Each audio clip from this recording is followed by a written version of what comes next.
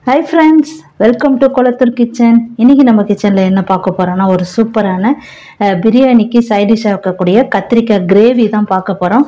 இது இல்லாம எங்கேயுமே பிரியாணியே கிடையாது. எங்க இருந்தாலும் இந்த கத்திரிக்காய் அந்த பச்சடி வைக்காம இருக்க மாட்டாங்க. அது சாப்பிட்டாதான் நமக்கும் சாப்பிட்ட போல இருக்கும். பாருங்க, ஒரு 1/4 கிலோ கத்திரிக்காய் எடுத்து கட் பண்ணி தண்ணியில போட்டு வச்சிருக்கேன். இப்போ அதுக்கு தேவையான பொருள் அது.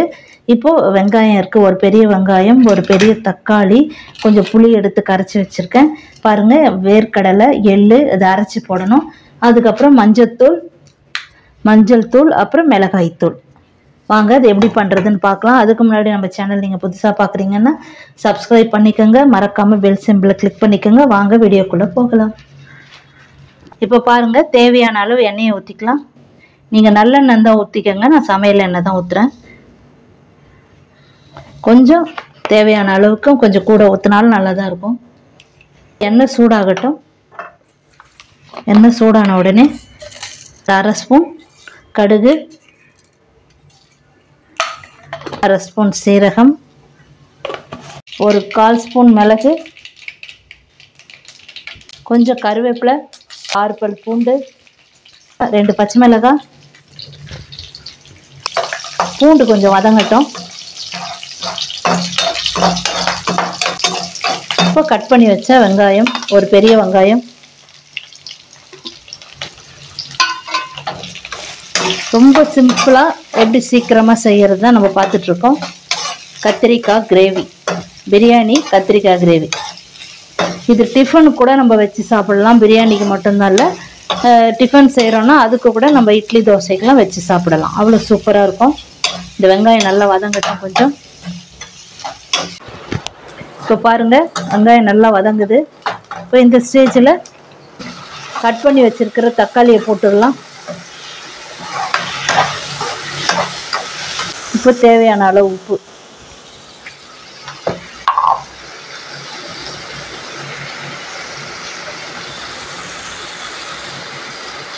தக்காளி நல்லா கொஞ்சம் வேகட்டும். ஒரு ஸ்பூன் இஞ்சி பூண்டு விழுது போட்டுக்கிறேன். உங்களுக்கு வேணும்னா போட்டுக்கோங்க, வேணான்னா விட்டுருங்க. இன்னும் ரொம்ப டேஸ்ட்டாக இருக்கும். அந்த மாதிரி போடும்போது ரொம்ப நல்லாயிருக்கும். நம்ம என்னதான் ஹோட்டலில் வாங்கி சாப்பிட்டாலும் நம்ம வீட்லேயே செய்து சாப்பிடும்போது தான் அதோடைய டேஸ்ட்டு ரொம்ப நல்லா இருக்கும். எடுத்து வச்சிருக்கிற இந்த கத்திரிக்காவை போட்டலாம்.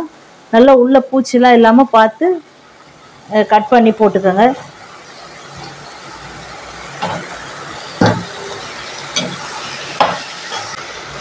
ஒரு 1/2 ஸ்பூன் மஞ்சள்தூள் அப்படியே வதக்கி விட்டுக்கலாம்.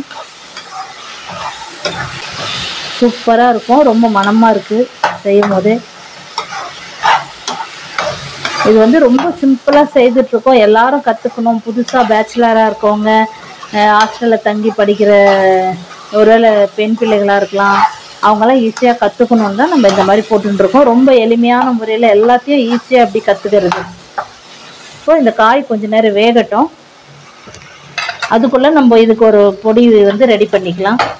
ஒரு 5 நிமிஷம் வேகட்டும். நம்ம அதுக்கப்புறம் இது மசாலாலாம் போட்டுக்கலாம். இது அடுத்த அடுப்பில் தூக்கி பக்கத்தில் இருக்கிற அடுப்பில் போட்டேன். இப்போ ஒரு மசாலா ரெடி பண்ணிக்கலாம். இதுதான் மெயின். இதுக்கு இந்த கத்திரிக்காய் பச்சடிக்கு மெயினாக இந்த மசாலா தான். இப்போ நம்ம எடுத்து வச்சுருக்கிற இதுதான் மெயின். இந்த மசாலாவுக்கு இந்த பொடி தான். வேர்க்கடலை ஒரு 2 ஸ்பூன் எடுத்து வச்சுருக்கேன். வெள்ளை எள்ளு வந்து ஒரு 2 ஸ்பூன் எடுத்து வச்சுருக்கேன். இப்போ இது ரெண்டுத்தையும் போட்டு நம்ம வறுத்து எடுத்துக்கலாம். ஃபஸ்ட்டு வேர்க்கடலை போட்டுடலாம். கொஞ்சம் நல்லா வறுத்துக்கலாம். ஏற்கனவே வறுத்த வேர்க்கடலை தான். இப்போ இதை வேறு ஒரு பாத்திரத்தில் போட்டுக்கலாம், ஆறட்டும். இப்போது இந்த எள்ளு போட்டுக்கலாம். இப்போ வெள்ளை எள்ளு, நீங்கள் கருப்பு எள்ளு இருந்தாலும் நீங்கள் எடுத்துக்கோங்க. நான் வெள்ளை எள்ளு எடுத்துருக்கேன். ரொம்ப நேரம் கறியை விட்டுறாதீங்க. வெடித்ததுக்கப்புறமா டக்குன்னு ஆஃப் பண்ணி எடுத்துருங்க. இதுதான் அந்த கத்திரிக்காய் கிரேவிக்கு ஒரு சூப்பரான டேஸ்ட்டை கொடுக்கறது. ரொம்ப அருமையாக இருக்கும். போதும்.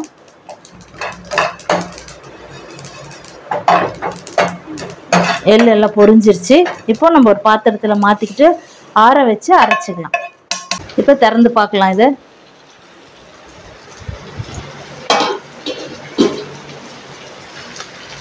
பாருங்கள், கத்திரிக்காய் ஓரளவுக்கு நல்லா வெந்து வந்துருச்சு.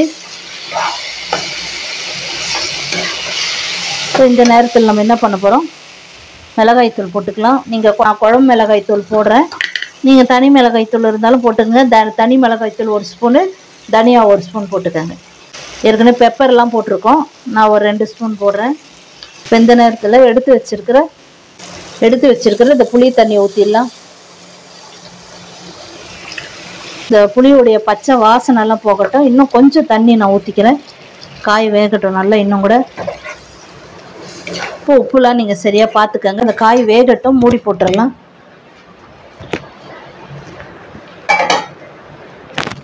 இப்போ பாருங்கள், கத்திரிக்காய் நல்லா கொதிச்சிருச்சு.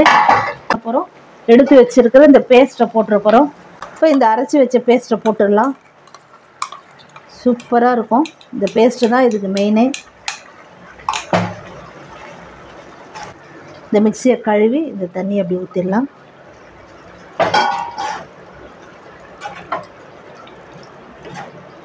சூப்பராக ரெடி ஆகிடுச்சு கத்திரிக்காய், பிரியாணி கத்திரிக்காய். அவ்வளோதான், கேஸ் ஸ்டவ் ஆஃப் பண்ணிக்கலாம்.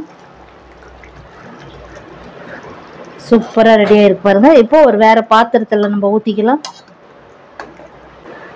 சூப்பரான சுவையில் எப்படி பண்ணுறத இப்போ பார்த்தோம். சூப்பராக ரெடி ஆகிடுச்சு ஃப்ரெண்ட்ஸ். இதே மாதிரி நீங்களும் இதே அளவு எப்படி போட்டணும் அதே அளவில் செய்து பாருங்கள். ரொம்ப அட்டகாசமாக இருக்கும், ரொம்ப அருமையாக இருக்கும். இதே போல் நீங்களும் செய்து பாருங்கள். செய்து பார்த்துட்டு எப்படி வந்துச்சுன்னு கமெண்ட்ஸில் சொல்லுங்கள். ஓகே ஃப்ரெண்ட்ஸ், நீங்கள் நம்ம சேனல் புதுசாக பார்த்தீங்கன்னா சப்ஸ்கிரைப் பண்ணிக்கோங்க. ஓகே, நெக்ஸ்ட் வீடியோவில் சந்திக்கலாம். Bye friends.